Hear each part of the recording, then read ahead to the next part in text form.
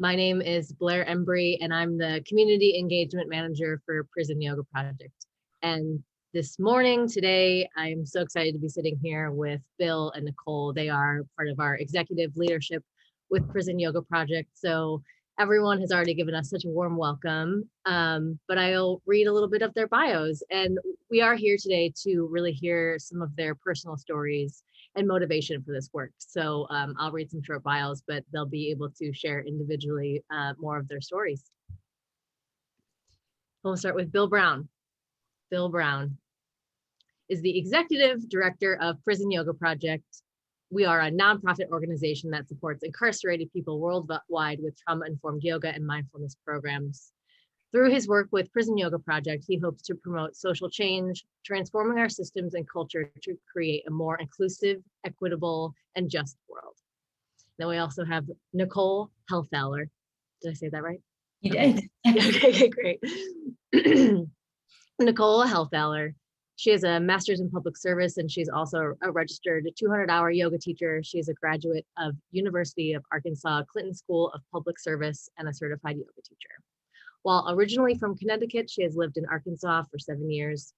Nicole has a passion for social justice, prison reform, and yoga, all rooted in her desire for restorative and transformative justice as an alternative to punitive punishment and its negative effects that she has witnessed while working in the classroom. She facilitates yoga at a local jail in Little Rock for youth that are incarcerated and is building additional prison yoga programs in Arkansas. Everyone, please welcome our amazing leaders. Thank you. Round of applause. And as always, we like to start these webinars with a centering opportunity.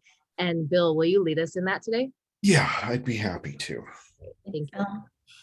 So first of all, find a posture that's going to feel supportive for you. And you might take your time doing that. So maybe it's seated, maybe you want to lie down for a bit. You might even want to stand. I'm going to stay seated, but I mean, the first thing that I always like to do is just to reach a little bit. So just notice if your body wants to move a little bit, maybe bring in a couple of side bends or a gentle twist.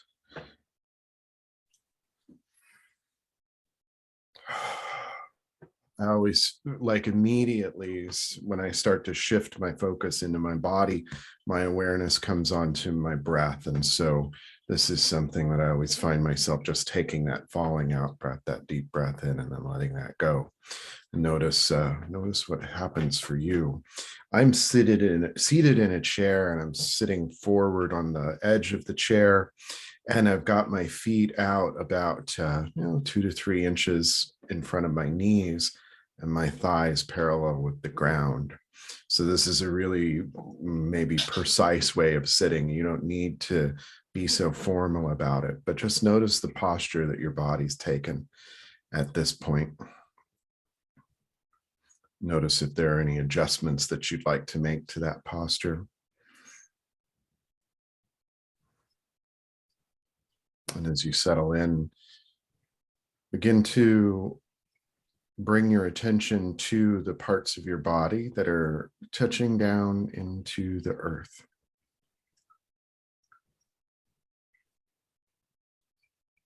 So I can feel the soles of my feet on the floor and my seat in the cushion of my chair. The sensation of the weight of my body supported on the earth.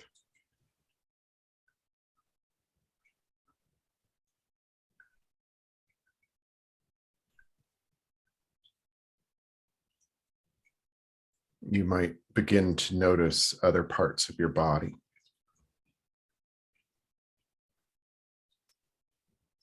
Just notice what you sense first.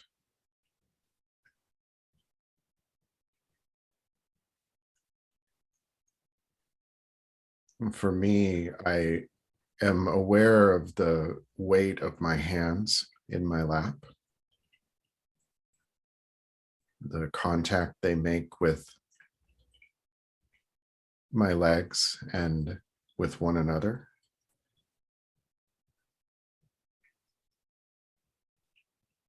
Noticing the feeling of my arms against the sides of my body.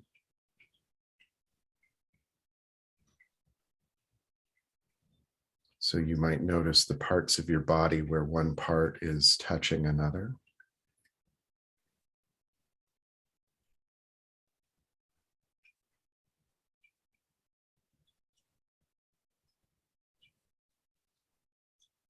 Aware of my breathing.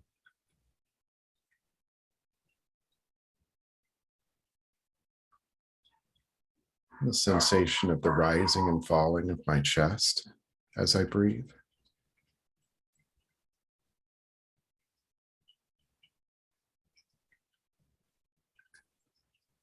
You may notice your breath in a similar way, or you may notice other sensations.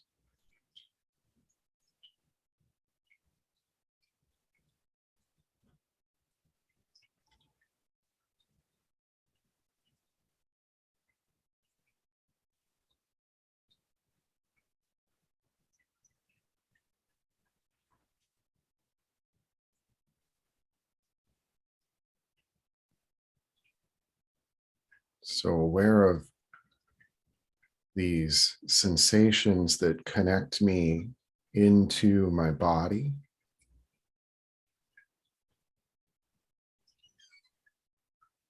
Noticing the coolness where my arms are exposed to the air.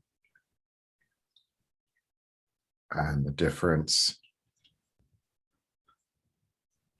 in temperature where my body is covered with clothing.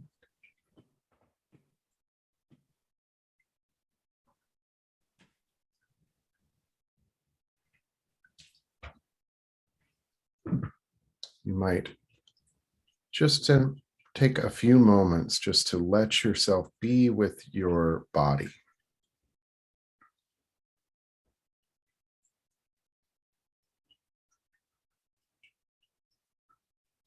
Taking in all the different ways in which you're able to know your body.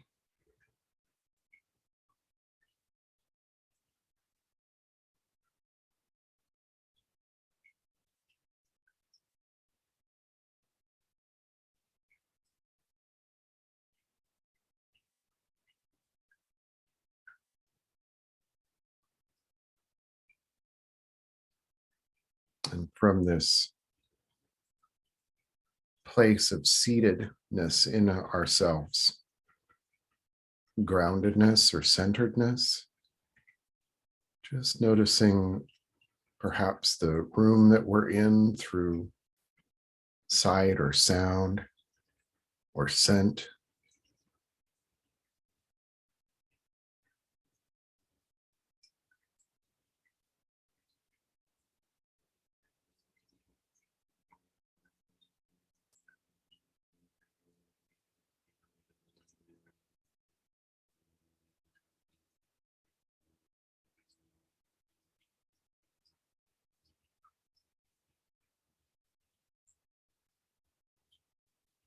Maybe your mind is quite active.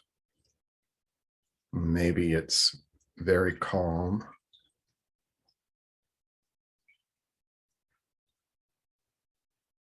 Just noticing.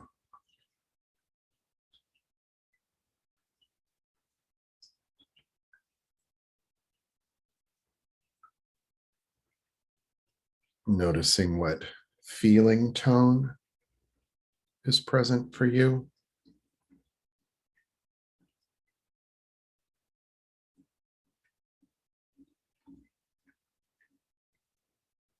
Joyfulness or sorrow.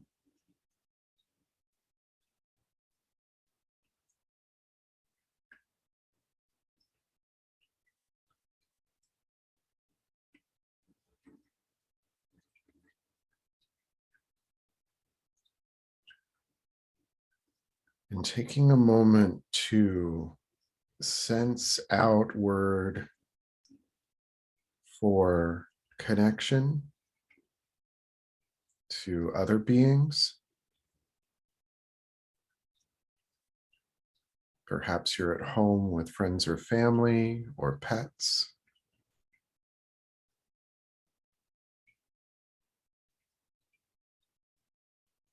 Maybe sensing people in the homes near yours.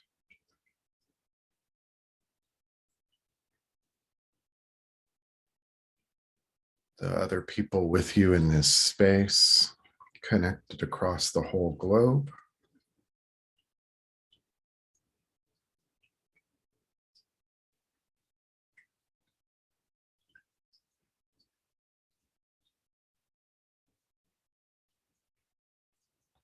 So in this fullness of awareness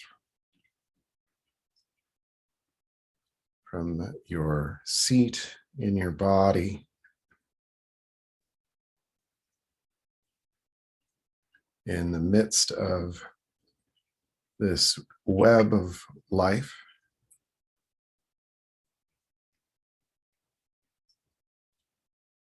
grounded and aware and present.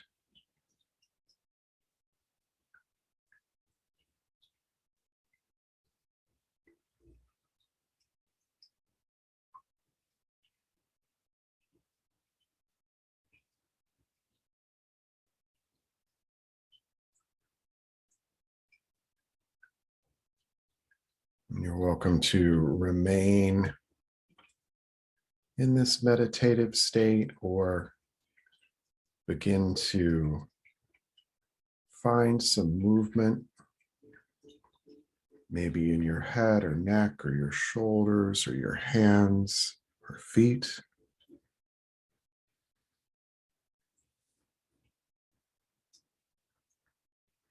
And just working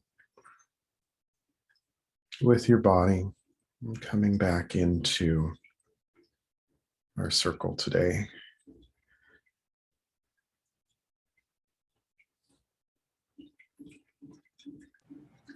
Yeah, thank you. Thank you so much, Bill. Yeah, I feel a lot more calm now. I was a little nervous starting out. So funny. I was kind of battling wanting to do other things or think of questions, before we first started, and then was really able to just sink in and be present. So Yeah.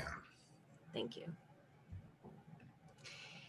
And Nicole, I'd like to start with you. What was your first experience with Prison Yoga Project's training? Oh yeah, such a good one. I'm glad James is on this call because it was with him actually. So it involves a little bit of context. I had reached out to Prison Yoga Project as a graduate student about potentially doing a project with them for my capstone, which is similar to like a thesis. And Bill and I, that. And then I ended up, fast forward a couple months, like meeting with Bill. In what happened first, Bill? Did I meet you and then go to the training, or the training and then meet? Whatever. It was a formative time. All the before times before COVID have like blended together. So anyways, Bill was like, it would be really great if you would take our training. Unfortunately, our training, the only one left this year, is in Amsterdam. And I was like, well, that's amazing because I have a best friend from there that lives there. So I would be more than happy to attend that training. So I flew to Amsterdam for a 3-day weekend. And I took training with James in like a beautiful studio in Amsterdam. And I was just really excited to be among my people, right? Like to be in a space that was diving into a lot of the issues that I cared about, as I had come from the classroom and was really, really discouraged with punitive punishment and just not seeing kids get better. And I had a lot of students that were in and out of both foster care and the prison system. And so it was really refreshing to be a part of this training and hear about the way they were so focused on addressing trauma, because that was so obviously happening in my classroom as well. And I was kind of like the lone wolf talking about it and reading about it, but wasn't among other people that were just embracing that idea as like a form of care, and to kind of do away with the concept of punitive punishment. Mm. Thank you. So yeah, so what I'm hearing is that like the difference of the conversation was including trauma, right? Yeah. Mm-hmm. And I know as well that I actually at that point did not have my yoga teacher training. And so I was coming as like a yoga practitioner and someone who loved yoga, and also a former gymnastics coach. So very familiar like in guiding people in their bodies through movement. But it was the first time it combined yoga with this concept of trauma, because I was working on that part in the classroom, but not the yoga aspect. So it took all these things and it put them together for me. What was your feeling when you were flying home after that training? I was just like pretty much, I mean, I was from the beginning, I think I was in, like, I knew I wanted to do this. It was more about like, how do I convince Bill and James that I should be the one to do this? So yeah, it wasn't really a question. It was more of like, yep, this is next. I'm not one to plan that much when it comes to like my career, like, or my future. I don't put, like, I definitely put all my eggs in one basket, which is what they say not to do with like college and all of those things. But I knew I wanted to work with them, and it wasn't really a question, and it kind of evolved from there. I love that, and I have the opportunity, as well as you, being assistant director, that you speak to all of our program directors and everyone that I've had on for the invitation, which is where we interview other yoga facilitators within Prison Yoga Project. It really seems to be this constant thread and theme is that, I know myself included, just that it's like such a clear yes, working with this organization and this work. So I'm happy that that was your story too, that it was like, and then from like a strategic side, like in everything I was learning in grad school, and from my time having to be really like systems focused for having over 100 like students to care for every day, I also saw where we could grow and how we could like take it to the next level, which was something that was happening anyways in Prison Yoga Project. Like Bill was shifting into the executive director role. James was carving out his space as founder and where he will dedicate most of his time. And so it was also, you could sense like the beginning of like a growth opportunity happening as well. Yeah. It was just a perfect fit. Yeah. Bill, will you tell us your first experience with Prison Yoga Project? Yeah, it was in my yoga teacher training in 2012. And James came down for just an afternoon workshop. I guess maybe 2/3 or 3/4 of the way through the training. So everybody was really bonded in our group at that point. And we were sitting in the room in the afternoon, probably been through a morning session, and everybody's just chatting. And at some point, James had entered the room and just sat down at the front of the room and didn't say anything, just started, his own practice of centering. And within minutes, the room just fell silent. Without a word said, and everybody was engaged. And then he began to lead a very clear and accessible breath awareness practice that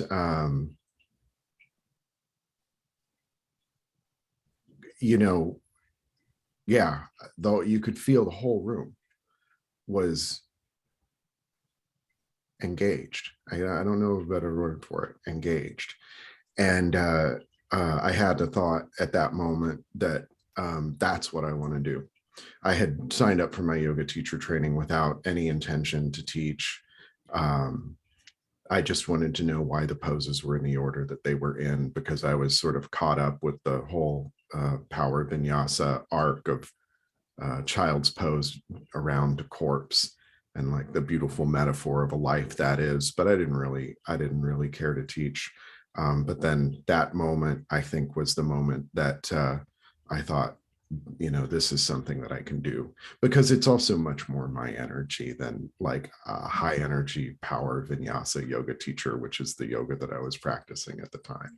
So that I didn't see myself in that role, but I could see myself leading that kind of a meditative practice.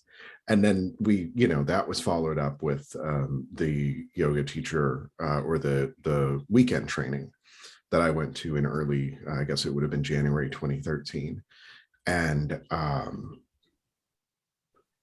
I've always had a mind towards social justice, environmental justice, but I was caught up in the corporate world, which afforded me the ability to just take trainings regardless of however much they cost, which is, I reflect on it today, I don't think I would have been able to do my yoga teacher training.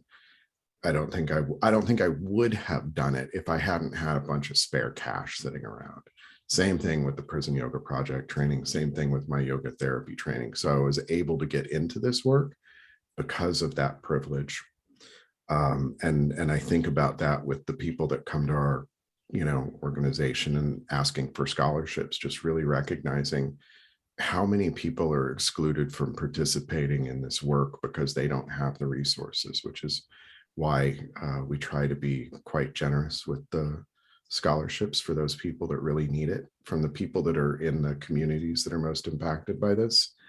But yeah, it led to a very clear opportunity, a very clear picture of an opportunity to be able to be of service. And after the weekend, James and I chatted, and he asked if I was available, and I said yes. And so a little bit of time passed, and then he connected me with a Buddhist organization to start going in alongside them into our local prison, R.J. Donovan State Prison. So and from that point on, it's just been deepening and deepening and deepening and deepening, to the point where I left my corporate job in order to do this full time, and eventually to step into work at the national level, not just here in San Diego. Yeah. Did James do the Taoist flow in y'all's training? Yes. Yeah.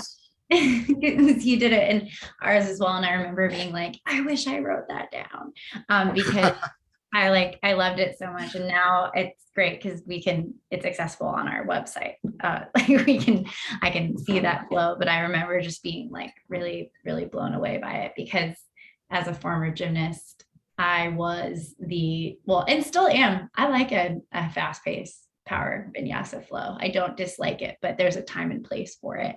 And that wasn't what would benefit the folks I was serving at the time. So I mean, again, it was like it was such a different and unique series of movements and just relationship, and even though it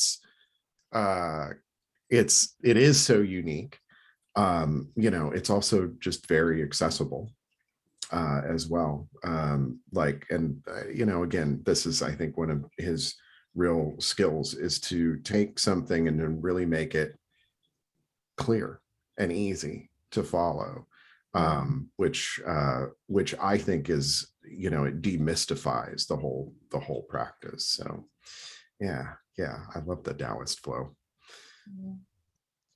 And so I know that we still have some opportunities to train with James in person, but because of the pandemic, we have shifted this training to an online format. And I know that both of you were an integral part, and were, the creators of this new way of interacting with our community. So will you tell us more maybe about the motivation of why you chose to move our training online? Yeah, James and I think we'd been talking about it for years. And actually, the idea of having this community portal had been floating around for years too. Like, I feel like it back in like 2016 or 2017, it was something that we were discussing needed to be created. And we also knew that there were things in the training that would probably be better addressed beforehand through, reading articles or studying something, because there's so much information around the criminal justice system and around trauma. And we had wanted to shift some of that into some sort of online training that you would do before you showed up for the in-person work. Just really to be able to maximize what we were doing in our time when we were in person with people.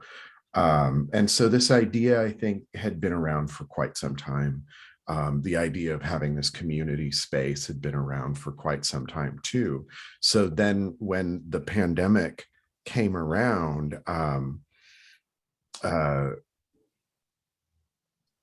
think after the initial shock of the pandemic wore off, because there was a time when it took us about maybe a month or 6 weeks or so before we started really working on it. And it was a matter, like, we knew that what we wanted to do was curate a set of resources from around the internet, and then weave them together in a way that really kind of told a story. And then putting together the connective tissue, the parts that we would write ourselves, that would, tie all those different pieces together into and Blair, you gave us this term, the view of Prison Yoga Project. And wow, that was like April-ish. When was George Floyd killed? June. It was June. So we start working on this project that people told us was going to take forever, and we decided we'd give ourselves about 3 months to do it. And so we're in the midst of writing this stuff where we were immersing ourselves in this, all this information about a system that is inherently, I'm going to say inherently racist. In the way the laws are created and the way laws are enforced, and it vastly disproportionately affects people from communities that are out of that power center. And then and leading into this too, I remember I would go and talk to a counselor, and I remember going in week after week after week and saying, Michael, I just don't know, like another Black person killed by the police, and it really felt like week after week after week. And then of course, George Floyd happens. And so Black Lives Matters is unfolding. So I think that became a really big influence on us during that time to really, really lean into that conversation. I'd say too, though, I don't think we were shying away from that conversation previously. I think it empowered us to say, this is what we've been saying, and it needs to become more, it needs to become kind of the center of what we're teaching, because we know that behind the scenes, that's what we believe, but I think it needs to become even more apparent to those we serve where we stand.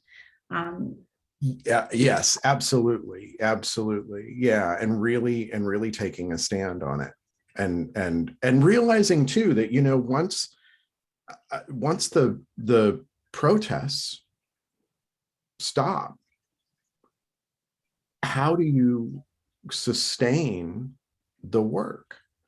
I always say about, our nervous system, it's like, we're meant to engage in short-term periods of stress and effort in order to, keep ourselves alive for our own survival.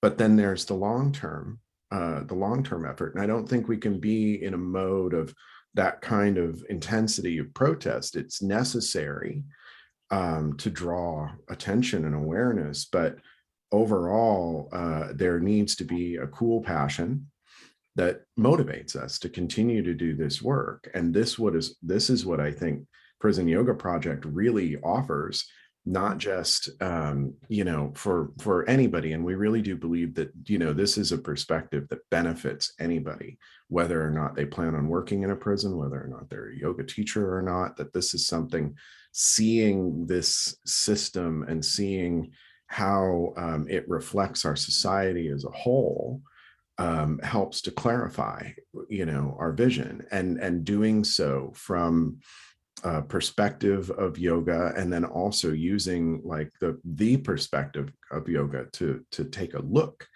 at that system, is enlightening. It lifts the veil of avidya, of ignorance, that I think most people in the United States are caught in, because we take these social problems and we put them away, where they can't be seen.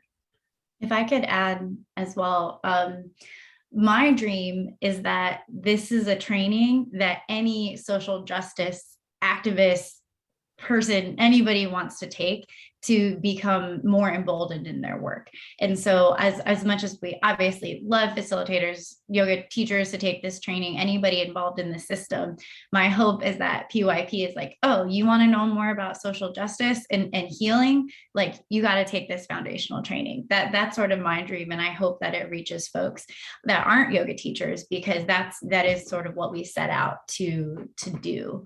I'm a person that's like social justice first, right? That's like how I identify. And so I couldn't put a training like this on if that wasn't at the center of what we're doing, nor could I work for a Prison Yoga Project if it wasn't at the center. And if I could also add too, I just keep thinking back, Bill, to one of our last in-person training in St. Louis.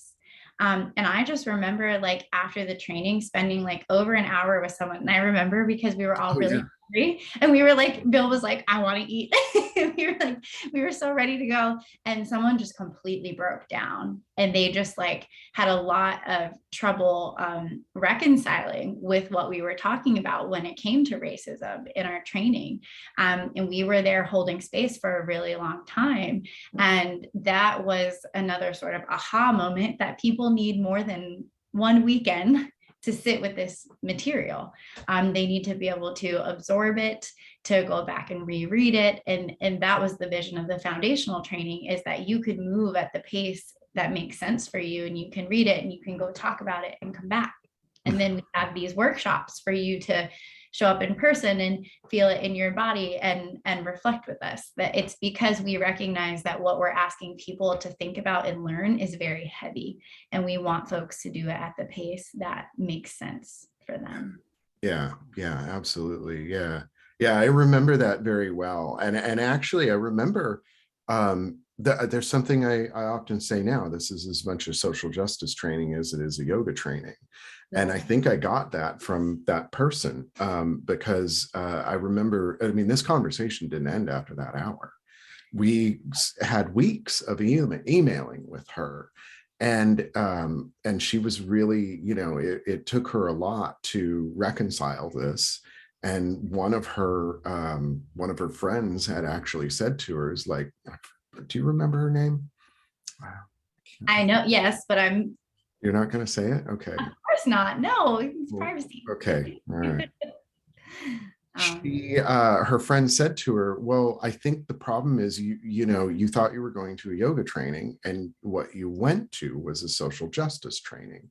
And so your expectation was different than what it was. And this I think helped clarify for me a little bit, like, well, what is it that we do with this Prison Yoga Project training? And then you come to like the creative process, which is like, that's what I was just thinking about. Yeah. Like, even in this conversation, like, Bill is brilliant, James is brilliant. They have, and I acknowledge they have much more experience than I do when it comes to embedding like yoga philosophy with trauma-informed knowledge and knowledge of the brain. And I'm just kind of here along for the ride, constantly witnessing their conversation. And then what I was able to bring to the table is I've developed curriculums. In Teach for America, I was told 2 weeks before my class started that I would teach AP government and politics. And this is in El Dorado, Arkansas, in a town that's legitimately like 50% people of color, 50% white, which is not really normal in Arkansas. And so I'm talking about politics in an environment when Donald Trump was elected with 18-year-olds, and having to craft a curriculum around that. And so it was like we had these Google Docs and all three of us were writing like this training. And I remember just sitting and listening to Bill and James not argue, but like push back against each other about how to explain these concepts. And then I would take them and write them out and be like, this is what I heard from y'all, right? Like, and then it evolved into the training. Yeah. I think it was, I think that time period and the way that we were able to collaborate in that way, and that's exactly my experience. We would have these long conversations with James and I, and we were all working on different sections, but then we would come together and we would discuss. And this is something my buddy Artie and I always used to say, that like if we disagree, or if we don't agree on something, it's because we haven't found the right solution yet. And so, yeah, with the three of us, having this discussion together with Nicole's skill at turning this into a lesson plan, was really, really, I think, brilliant. And it's taught us a lot about how we work together as an organization now, in this sort of radically collaborative way. I was thinking about the youth workbook the other day, right? Oh, yeah. The author of the youth workbook, we're going to have to put 20 different names down as the author. It feels like hopefully we'll have one illustrator, it'll be like written and edited by, and a string of about like, I came up with at least 6 last night as I was thinking about this. But then, we're looking for that one illustrator who can bring it all to life. But and I see this again, I see this like with the French training translation, with the upcoming translation into Portuguese, and the Spanish training, that it's, it's like, let's work on this with the YTT now, where, taking what, Jen's initial work, and Shonda and you and I all contributing to that. Yeah. And I think it's in alignment with the post lineage yoga, where it's not just one person's perspective. And I just want to say this because this came up, I think, yesterday in our foundational training workshop, and just really recognizing that James' impulse to take the show on the road, travel around the United States, and internationally. And I know Josephine's on here, I think still, and and bring the influence that she has had on all of this.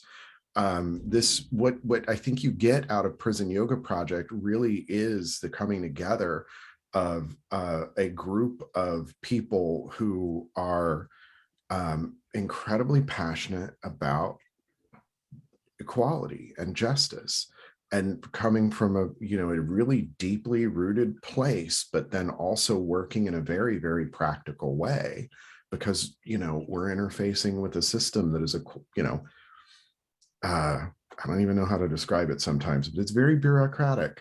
Let's just put it that way, and so yeah, yeah. I would even add that, it's a community of people that are invested in taking a deeper understanding of the systems and why people are incarcerated, and why people might harm, right? Coming back to trauma. I know that we talk about that, and we talk about ACEs, adverse childhood experiences in our training, right? So I think it's people that aren't necessarily dedicated to just what they see, but understanding why the world is the way that it is. Yeah. And I think it's really easy, because I know I've said it too, to just want to be like, well, prison shouldn't exist. And I think like we all low key think, or high key think that, definitely. But it's a lot more nuanced to have to to understand that like tomorrow prisons will not be gone, right? And so until that time, like this organization like shows up for folks that are incarcerated and the people that work with them, because we're interested in like in the healing right now. In under like you have to understand it to be able to meet people where they're at. If you kind of just walk in to a prison or jail and you don't have this lens for what you're doing, it's really easy to get discouraged and very easy to not be welcomed back, right? By like wearing the wrong clothing or like introducing a pose that they don't find appropriate. Like it's and so I think we also bring that into the training. That's why it's called what is it called? Through the lens of yoga and that's why it finishes with through the lens of incarceration, right? Because it's like a really unique something, this is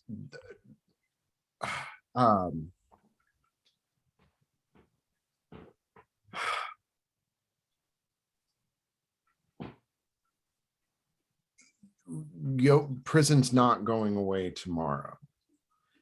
The reality is that many of the people that we meet, I mean, it is true, especially of jails, that there is a segment of people who are essentially being incarcerated for mental illness or for substance use. Substance use generally tracing back to some form of trauma or discrimination or poverty. I mean, all of these, social traumas. And so there is a, I think very righteous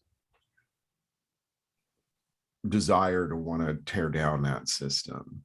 It gets more complex when you go into a state prison and you're working with people who have, in anger or in a premeditated way, taken another person's life or molested a child or committed a sexual assault.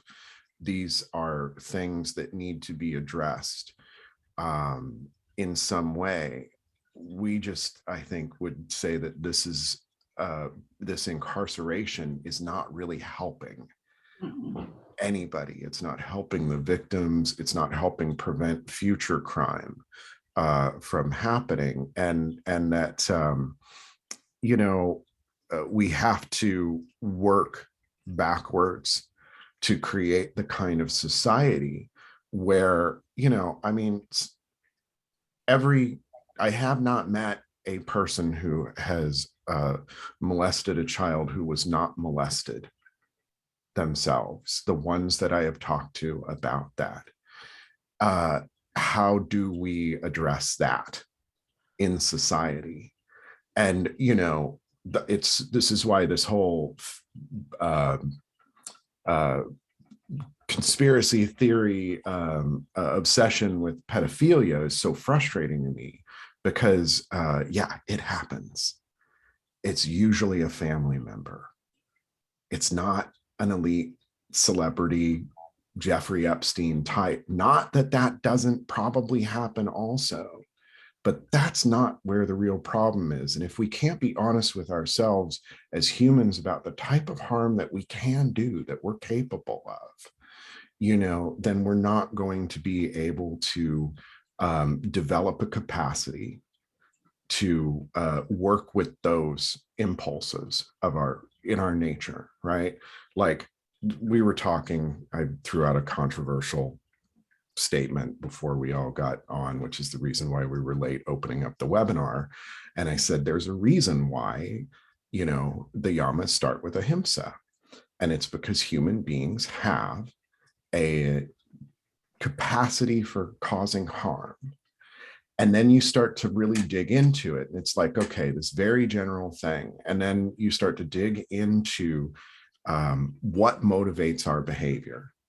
We evolved with this nervous system that for millions of years, like 500 million years ago, you've got the brainstem developing, you've got the limbic system developing about 100 million years ago.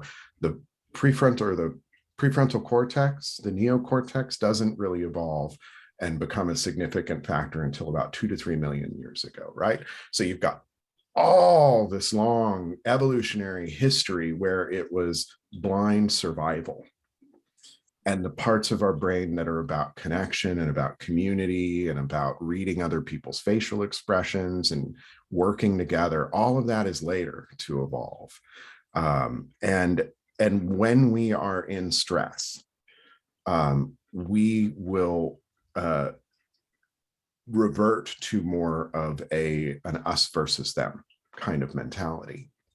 But we have this capacity to consciously engage those parts of our minds that are about connection and about rational decision making and being able to pause, look at a situation and make a choice that is something other than habitual or impulsive. And habitual and impulsive things tend to fall towards the kleshas, right? Aggression, greed. So, this is one of the reasons why I think it's absolutely so vital that we are doing this work, that we do this practice, because we are living in a stressful environment and our biology is such that in a stressful environment, we will tend towards harm. Our oxytocin, the bonding neurotransmitter that women during pregnancy, their olfactory senses become heightened. And when you smell a baby's head, it causes a release of oxytocin, creating that maternal loving bond between mother and child that's necessary because human babies are born defenseless and weak and needing care, nourishment, and all of that. And so it's essential. That same oxytocin makes us feel warm towards other people, except when the environment is stressful, in which case the oxytocin makes us warm and loving and maternal and protective of our kin group and aggressive towards people who are not part of our kin group. And so if we are not aware of things like this, if we're not aware of our capacity to other and to be aggressive towards other in an environment like we're living in on this planet today, we're not going to make it as a species. It's essential. It's essential that we do this practice and that we cultivate this and that we spread this dharma. And that's where, the foundational understanding that there is no separation between us, there is no other, right? And having that as the foundational view, that changes and shifts our behavior. And I think the way that we get there is we encounter the people that we other. Yes. And so if you see people who are incarcerated as, well, why would you want to do that? They're a murderer. And then you go and you meet these people and you accept that we all have a capacity for that. And then you find out the story and you meet who they are today. It changes everything. It's complex. Mm-hmm. It's not easy. And there are people that you'll meet that don't feel remorse. And I think the system has put them in a position a lot of times where they have to maintain this position if they ever have a chance of leaving that prison, rather than accepting responsibility for harm that they may have caused and then starting to look for where that came from. Mm-hmm. What was to use James's phrase, the original pain that's mm-hmm. underlying the behavior that led them to harm themselves and to harm others. And it's really not an easy path, but I'll tell you that, I was raised Christian, went to a Lutheran church, and I think a miraculous, I don't know where I got the lessons, but I got the Jesus that loved everybody, um, and so turn the other cheek, and forgiveness and mercy, I think, are really at the heart of what my Christian understanding is. And that means being able to look at somebody who might have taken another life or harmed another person significantly in some other way and still love them. Mm-hmm. I have a hard time still, though. I'll be honest. And then I feel like I've been monopolizing our time. I want to pose two more questions. Okay. Kind of two questions in one that we can kind of answer. No, and I agree with you. I grew up going to a Catholic school, and I have a hard time reconciling. And it's again, it's not the teachings of Jesus. It's not the teachings. It's the how do I want to say? It's the corruption of power. Right? It's the church, not the teaching. It's the same thing in Buddhist churches, and look at every organized lineage of yoga and the disgrace that so many leaders have fallen into. Corruption of power. Corruption of power, right? Not the teachings. But yeah, with all of that being said, I want to hear your motivations and why yoga is the vehicle for this work, or why you feel that yoga is a great vehicle for this work. Nicole. Yeah. Well, I guess I'll start with motivation. And I kind of chuckled when Bill said, oh, why would you do that? They're a murderer, because I'm so used to my job, right? I'm so used to saying, like, I help provide yoga to people in prisons and jails, right? And then you hear this, like, why? Or what? Or you said what? Like, and so to get to a point one day where that's not weird, right? Where that is not strange. And I have a really dear friend who I view as progressive and kind. And I was with her not too long ago, and I was explaining like how we seek funding and why we think it's super important for correctional facilities to contract with us to provide these programs. And she said, so you're telling me my tax dollars are going to be used to provide people incarcerated yoga? And she was like shocked, like how, like this is why, how, like, why do they get yoga, right? And so that thinking in like a liberal white person, right, like needs to be changed. And so when you're able to meet people on a level where they understand what's happening in our bodies when we do yoga, when we do this training, we're reaching the outside world, right? And so if people can feel the embodiment practices we're doing and then be met with the science of why they feel better or why this feels good, I feel like then you don't have to question anymore why we want to do this on the inside, right? Because we know it works. We know that it's beneficial for folks that have experienced developmental trauma, acute trauma, that live in a traumatizing environment to do yoga. That out of all the other options that are out there, yoga helps them connect with their body, where so much of the trauma is stored. And when you can, and I say this in a studio class and a jail class to myself, that like yoga provides a connection to our humanity. It allows us to feel vulnerable. It helps us become compassionate. It humbles us, maybe when we like fall over in a balancing pose or something like that. And when you can see yourself in that light as like a flawed human, one, you can start to forgive yourself. And two, you see that in everybody else. And it becomes really, really hard to harm another person when you see them in all of their vulnerability. It's a practice in witnessing our own humanity, aliveness, our ability to make mistakes. And again, when you feel that in yourself, how do you hurt somebody else like ever again? So that's what I get out of yoga. And that's why I want to teach yoga. And that's why we want everybody to get this message, folks inside and out, because we all need to recognize this and understand why it's so beneficial. It's so funny to hear you put it that way, because I think of Mark. Mark is the guy in the side bend right here, who is one of my participants down at RJD, who was, he was a bruiser. and he started coming to yoga and like just changed, and I remember one time he was saying to me, and this is after about a year and a half or so, he went out, he had to have a ultrasound done, and it was supposed to be on his kidney, and the guy was on like the wrong side. And Mark's like, he's like, hey, it's over here, not over there, it's over here. And the guy comes around and then punches him in the kidney with the ultrasound tool.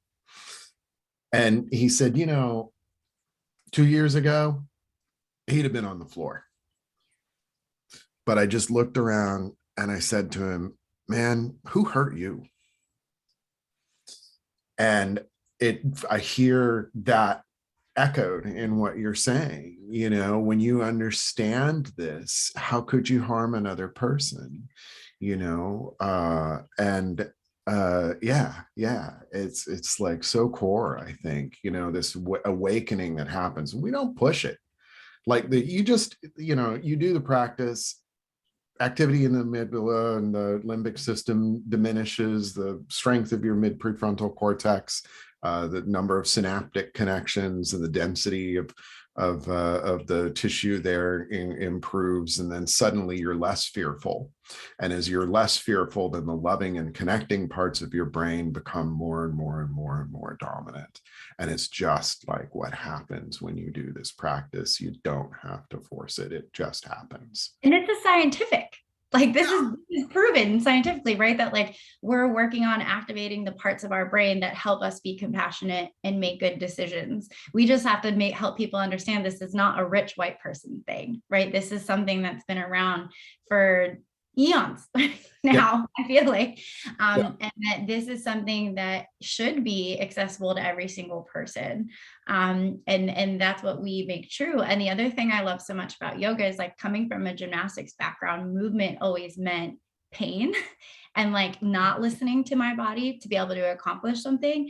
And yoga is such like a soft entryway. And I know that like, that's not the case for everybody that don't feel like yoga is for them, but that's what we work to do, right? Is make it this soft entryway of like, if you just show up and sit and watch, we accept you. If you just did a side bend today, like we accept you. And my favorite part of working with teens is them kind of pushing the boundaries and being like bad and realizing I love them anyways.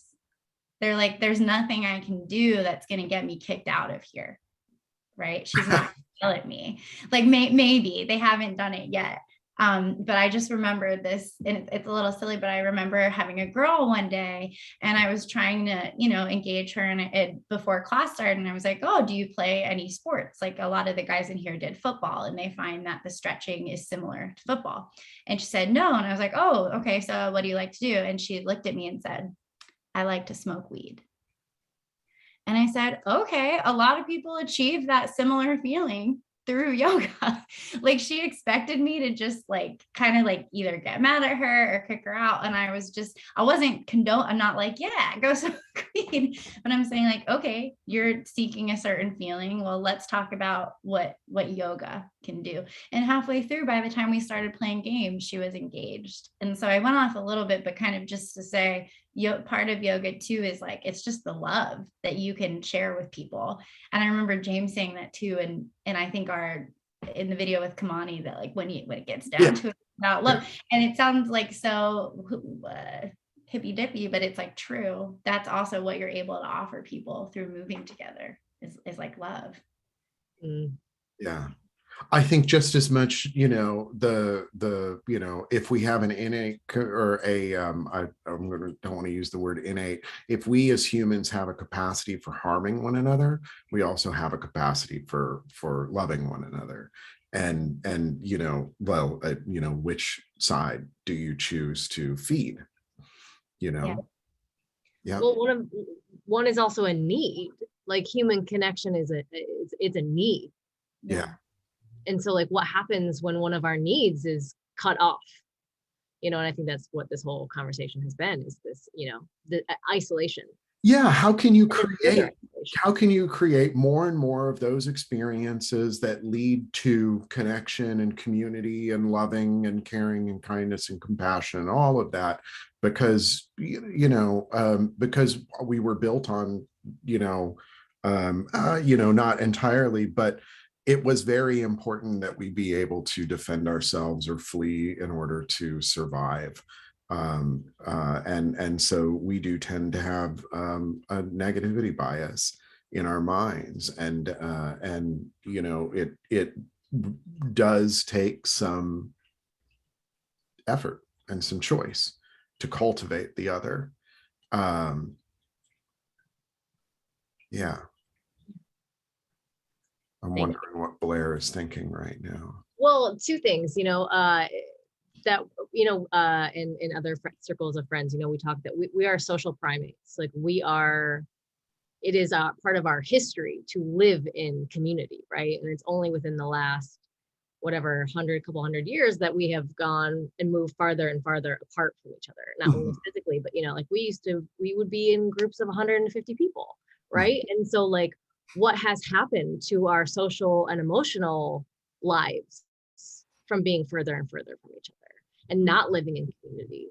Yeah. And then, just like what disaster happened? I think it's been about 15 years ago now that the iPhone was introduced. I didn't know on what the planet. We caught that virus, and then it is truly striking, if you think about your own life and how much time you spend interacting with these devices, like the way that is shaping our culture, our society. Watch The Social Dilemma if you haven't. Oh man, I couldn't get over that one after I watched it. And this also reminds me, I'm reading Dan Siegel's book right now about the adolescent brain as we write Brainstorm. our youth workbook. And he basically said there's like 4 things that are essential for adolescents, but also for adults to live a happy, fulfilled life, right? And like, what are they? Okay, and what are they? Well, one is novelty, right? It's just like newness. Another is creativity. And I think both of those things yoga creates an opportunity for, right? It creates an opportunity for play, for breaking routine. Yes, yoga is routine in a sense, but it's also this opportunity to show up and like move in different and creative ways. The other is social connection. Like we absolutely positively need all of that. And teens and kids really, really need adults who can not judge them, but support them as they navigate this incredibly challenging time in their lives. I forget what the 4th one is. Essence. Oh, wait. Yeah. I'm not going to go through it now because I don't want to waste time going through the acronym. But yeah, it's like everything that yoga provides is what people need for long-term happiness in their lives. Emotional spark. Emotional spark. Thank you. Engagement, novelty, and creative expression. Emotional spark. That is the other one. Yeah. He loves these acronyms, and emotional spark. And so, this is this thing. It's like, if and it's usually around social things. Like if you feel like if your parents say that you can't go to the party and you're like acting like it's the end of the world, well, that's because in your mind it is. Because if you're not able to push out of your family of origin and create social networks, social connection, social engagement, to use his term, with your peers at that time that you're emerging from adolescence and into adulthood, then you are going to not make it. That's our human evolution. We needed to be able to form social connections in order to cooperate to survive. Our claws don't work really well. We are not as strong as a buffalo. We're going to have to work together as a group if we're going to get that buffalo. Yeah, the people that live the longest and happiest are ones that are surrounded by community. Yeah. Oh, we could go on. That's again another scientific. Yeah, it's close personal relationships are a better indicator of long-term health and well-built longevity than smoking. I didn't know that. Yeah, it's that extreme. It's that extreme. Yeah. Okay. So I dropped it in the chat, but yeah, y'all, if you have any questions for Bill and Nicole about anything, yeah, sure, or me, you can drop it into the Q&A box. So if you look on our Zoom screen, you may or may not be familiar with this format yet, but there's a little box that says Q&A and you can drop your questions in there. We have a question from Christina. Is mindfulness-based stress reduction, MBSR, part of your program as well as yoga? Great question. So MBSR really, it refers to a protocol that is developed by John Kabat-Zinn, an 8-week protocol that integrates, as I understand it, you've got the cognitive or psychoeducational stuff around why mindfulness works. And then they have seated practice, I think it's breath awareness, and then yoga, light yoga, and body scan as like 3 practices that you're offered as you go through this 8-week program. So it's pretty structured. But it's all rooted in the same thing. We take a different approach to it. Yeah. They have also, I think, a lot of maybe where we are really informed by yoga philosophy in our work. Maybe they're not quite so much, but what MBSR really did, I think the really important impact that it's had is that it created a protocol that could be studied and replicated, and people to be trained to offer MBSR programming that allowed it to be studied and proven effective, so that then it's more widely accepted by the establishment, by authorities that have funds to pay for programs for veterans and people in hospitals. And yeah, exactly. And so what I heard you say, Bill, is like, we incorporate the same elements, or many of the same elements that mindfulness-based stress reduction does.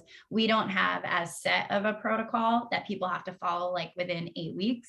But I did find, I recently, I'm involved with a researcher here in Little Rock who is offering mindfulness-based stress reduction to correctional officers because it is like better validated in the scientific community because of their very strict protocol. They can very easily replicate it. So I think just along those lines, that is something we are very much working on in our field, right? Of being able to continue to document our methodology and demonstrate through research that it is effective, because we know that it is.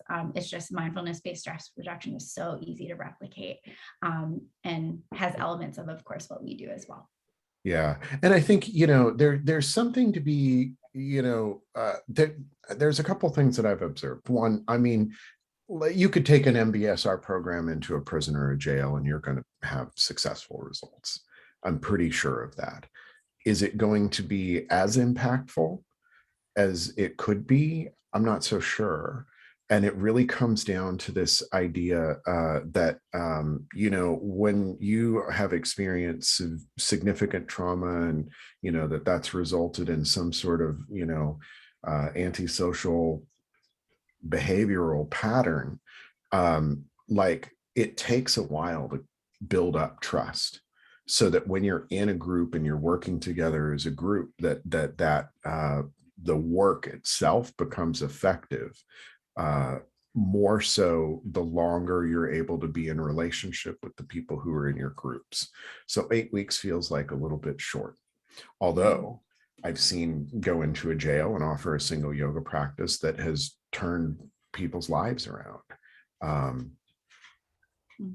Yeah, but I think this is again with trauma-informed yoga, an aspect of that we emphasize, I think, more so than many other organizations that teach it is the relationship aspect of it. And then also not just the relationship aspect of it, but then how are you able to embody it? Drawing on polyvagal theory and this idea of co-regulation, that, if we want to help people develop their own capacity for self-regulation, it begins by our showing up in a way that's well regulated so that other people can draw upon that to get the ball rolling. Yeah, we emphasize who's in the room delivering this programming. Yes. Yeah. It's not something you learn to do, you really become it. The one thing that I would also kind of add to all of that too is that, I'm a big proponent of sitting meditation. I don't think anything replaces it. But where I think yoga comes in and offers something different is that, we start to know that talk therapy or these kind of practices don't get to the root of developmental trauma because we don't have story during this time. And so embodied and somatic practices gets to the trauma that doesn't have language. Yeah. And so I think that there's so many things that support our life, pre 5 years old, but when you start to get into developmental trauma, that's the value of movement. Mm-hmm. Yeah. And also just, when your nervous system is, in a state of fight, flight, because it's adapted to that, being tuned to that, it's difficult to sit and pay attention to your breath. I don't think the centering that I offered at the beginning of this class is not something that I would offer at the beginning of a practice inside a prisoner or jail, unless it's a group that I'd been working with for a really long time and I knew that they were there, because I think people need to move to discharge that energy in order to get to that place of being able to just be centered, sat, stillness, aware. Yeah. That's another webinar because we can talk about that for a long time. Okay, we've got 2 more questions. We have some really kind words from Doe. Doe says, "Hi, Nicole and Bill. Thank you so much for sharing your stories and thought-provoking insights." Doe's question is, Bill had mentioned international studies of PYP training and Spanish-speaking countries. She is curious to find out who's the director or contact for Mexico City. Oh, yeah. Well, that's Luisa Perez. Yes. Luisa at prisonyoga.org if you want to email her. And yeah, she is absolutely wonderful. They are actually registering right now for a cohort. I forget when the dates are. I think it might be in March or April that it begins. And Luisa was a human rights lawyer who was also a yoga practitioner, and because of her close contact with the system through her work as a human rights lawyer, eventually decided I need to do something that's going to be more effective, and turned to offering restorative justice and yoga and mindfulness in prisons because she was tired of fighting. As I recall from our conversation when we were riding on a bus on the way to the federal prison in Tuaca, Mexico, which seems so surreal, like 2017. Wow. And Luisa very brilliantly took what we had and adapted it to the entire all of the Latin American system. So that training goes into the prison structure, and in lots of different countries in Latin America is completely in Spanish, and they also do virtual workshops. So it's super awesome. And I saw Priscilla put in the chat, it's happening in March. PYP Mexico also has their own Instagram account. I know this because I follow them and have seen them advertising the training. So just if you're on Instagram, they post there as well. Yeah. And we have 2 people actually asking about Canadian training. So we have a question from Crystal. Is there a training here in Canada to facilitate yoga within prisons? I work in a prison and I'm trained in trauma yoga. Is there much difference between training between other trainings and then training with Prison Yoga Project? Go ahead. I would say I kind of like to better answer this. Our training is for people anywhere. right? And so our training makes sense for the Canadian context. What's slightly different is we go into the history in the US, but that creates room for you to also go into the history of incarceration in Canada. And I think there's lots and lots of similar themes of racism, and many other isms that are likely very similar. And then just to say as well that we don't have one contact in Canada, but I know somebody else on this call right now is pursuing programming in different parts of Canada. And we have an active program in Vancouver with a staff person there. So there's no like Canada chapter, but we support you in starting programming where you are and are happy to connect you to the folks in Canada that are working to do this work. So I wanted to speak to that end of it. And I thought, Bill, you could speak to why our training versus. Yeah. So one of the things that I think is that, and one of the things that is like, when we look at the criminal justice system and incarceration in the United States, what we're seeing is a distillation and a concentration of the ways in which our social fabric is failing to meet the needs of all people, right? And you're seeing that in this concentrated form, which makes it really, really obvious. And then you can your vision changes, the way you see the world changes, and you start to go out and you look at the world and you're like, man, so in prison, right, there's this absolute power differential, for example, right?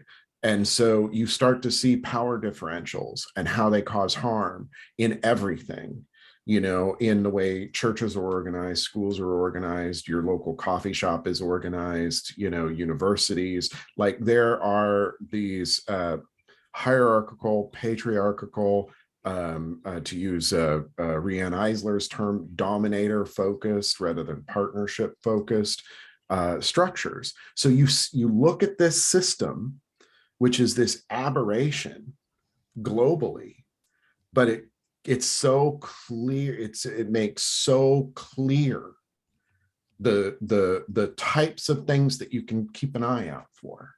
So like, look at the United States correctional system, which is an out of control aberration of, you know, historically and globally anomalous. And you're going to turn your eye back on the Canadian system and you're going to start to be able to see it. Also, if anybody wants to write the Canadian supplement to the American or to the foundational training, they're welcome to do that, because that's what we've done with France and with Mexico and Spain, and we'd love to see that happen with Australia as well. Like, okay, what's the specific situation here?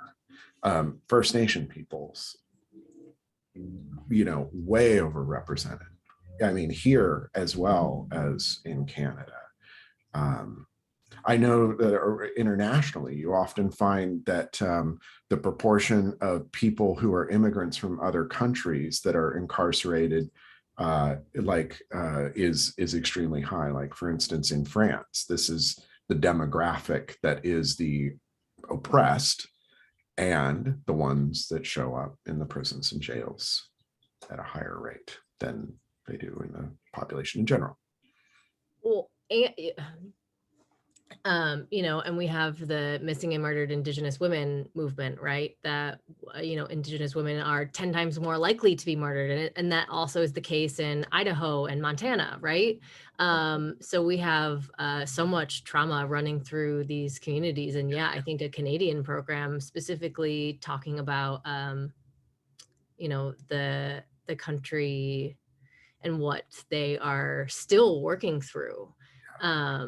Yeah, and you know, residential schools and the trauma that is happening still in these communities. Yeah, I think that would be a really potent and powerful training. You wind up running across these statistics that are horrifyingly telling.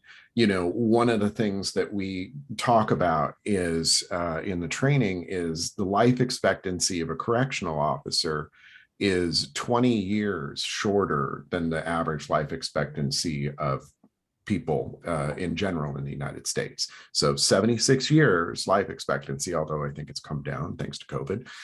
56 years old, average life I expectancy think it's of a correctional 59. officer in New Jersey. 59? Yeah, and most recently, because their study came out this year, they updated it. But Okay. still, that's like, you retire and then you die. Yeah. Right. And I think, Bill, what you're saying. Hold on. There's one more because I want to connect that in. So we had a woman who works at a prison in a mountain states region and take our training, and she said, well, I knew that there were more Native American women here, that there were a lot of Native American women here. So I started saying, well, what is their background? Where are they coming from? And she started to investigate, and she found that in her state, the average life expectancy of a Native American woman is 46 years in her state. This bill, I think, addresses what Ed is kind of asking. And I know that skips Kate, and I have an answer for Kate too, but Ed had said, basically, how do we advocate while minimizing resistance? And I think it's actually starting with how the system affects everybody, right? Because we right now are it's an ecosystem. Yeah, right. And so unfortunately, when you start at the level of the healing of an incarcerated person, not everybody is immediately on board with that, which I disagree with, right? I think you should be. But when you can talk about the way in which correctional officers die at 59, or just the way that they're heavily traumatized, it's good for nobody. And that's where you can often start when going directly to yoga for incarcerated people is too much. And so I felt like what you were saying really addressed Ed. And that's why I wanted to chime in there and add that, because as we work to do this, we're starting to expand into that territory as well, because we know that that messaging can be, starting with the staff, can be really, really beneficial. And this is, I think this is really something that is, again, something else that we just learned recently from a researcher, Hayden Smith, is his last name Smith? Yeah. Yeah. And he does research. He started off doing research on people who are incarcerated who engage in self-harming behaviors. But then the more he was in the system, he was recognizing the negative health impacts for people who work within the system. And that's the focus of his study now. He put together he, in an article, he references the Stanford Prison Project, which is this, they took a group of students and they said, okay, you're the guards and you're the prisoners. And they wound up having to stop the study early because the guards became so abusive towards the prisoners. And so they're, and it's this the narrative around the Stanford prison experiment is that, well, this is the inevitable outcome of this interaction between these people. And then you find out, well, the way the prison, or the way the experiment was set up, it's that, how do you expect guards would behave? We want you to role play your expectation of how guards behave in this situation. We want you to role play your expectation of how prisoners behave, and let's see what happens. And so, I came up with this, I was playing around with my brain last night, and I came up, you got to know your ABDs, and it's always be de-escalating. Wow, what if we had that kind of a culture in a carceral setting, just to begin with, just to shift that? So it's always be de-escalating.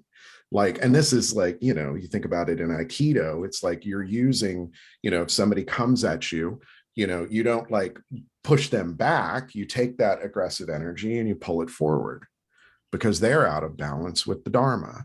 And so you're going to be able to use that out of balance in order to parry that move. And it's what if we were always looking at situations to de-escalate them? So what if you reran the Stanford prison experiment and said, okay, here are tools, nonviolent communication, embodiment practices that would allow you to de-escalate a situation. And so anytime you feel like there is a situation that's escalating, apply these tools.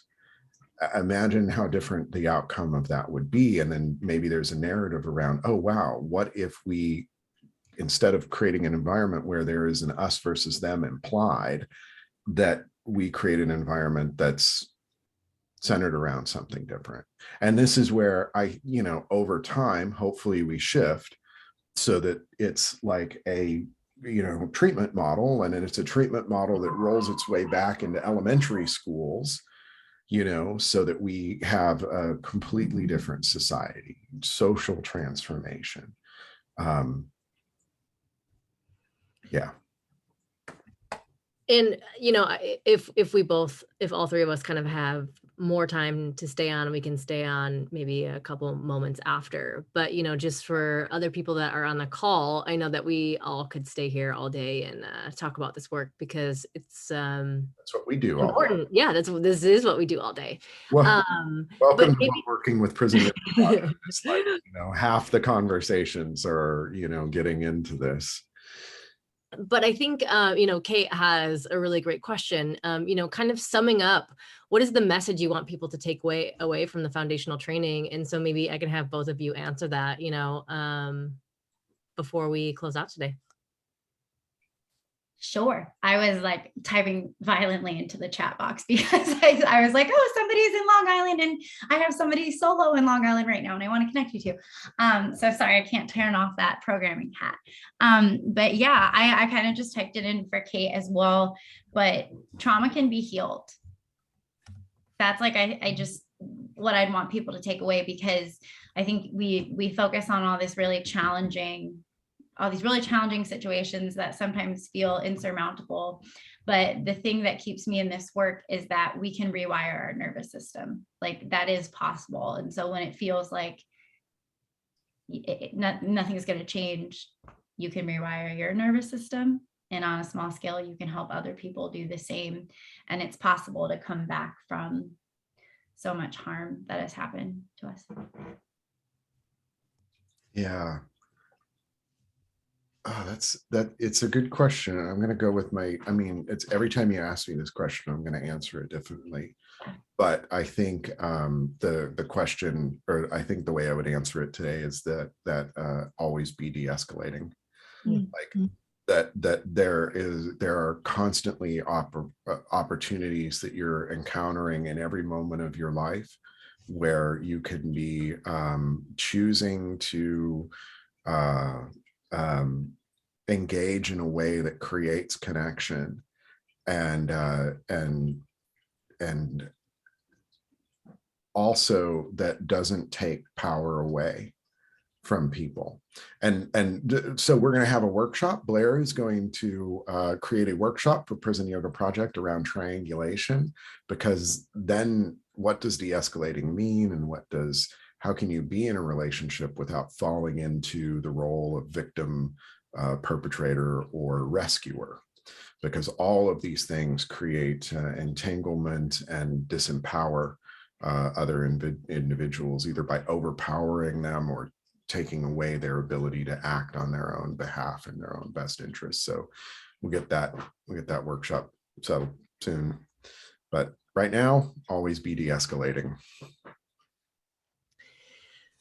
I like that. And kind of what I offer for our audience today too. And thank you, Bill and Nicole, for taking the time to be with all of us here today. I kind of put it in the chat, but like, I really love how these webinars really create our bigger Sangha and start to make all these connections. Like I saw Kim connecting with another individual. I didn't see their name, talking about Canada, and I'm seeing Long Island, so it's really just an opportunity for us to come together and strengthen the work that we do, and then also strengthen our motivation. And so, I kind of want to offer that as maybe a takeaway, is to maybe carve out some time this weekend and really start to see what your motivation is for this work.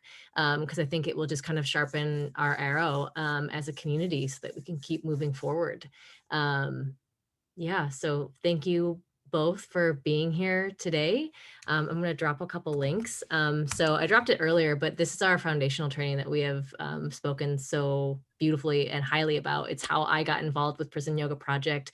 And I think so many people on the call that's how they found out about us too and did our training. it's incredible and really, really valuable. And then there's more opportunities to meet more people doing this work during our workshops as well. So, you know, it comes not only highly recommended from the people that created it, the people that are involved in it, but other people in the social justice realm as well. And then we've got another webinar coming up next Friday, which I'm really excited about, with a woman named Amina Naru. And the title is called "In the Midst of True Compassion" with yoga activist and facilitator. And so she really talks about the root of her work as well. And so she had been previously incarcerated, but has gone on and has built incredible curriculums for youth and individuals that are incarcerated, and yoga and meditation. So we're so excited to be hosting her. Don't James have a Prajna series for? Yes. Okay, so I didn't drop the link because James and I are still crafting the copy for the next one, but I will drop that link too. So yes, James and now myself as well. I'm a co-host for Prajna series, which is kind of a limited series that is offered to our community members that are part of the supporting or benefactor. That's the word. Yep. Members. So they're paying members of our community website. And so we offer special programming. And so Prajna, we did the first series last year in 2021, and now we're on to our second season. In the session before, we talked about self-realization and really just the importance of having a personal practice. And so that's kind of what we're carving out and talking about, is having a personal practice.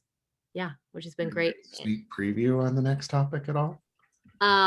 Maybe we want to invite James in. Do you want to invite James in and see if he's still here and see if he wants to? Yeah. No, he dropped. Okay, yeah, he's usually got a tight schedule. I'm going to pull up the link now too. But yeah, thank you everyone for being here. Yeah. Thank you.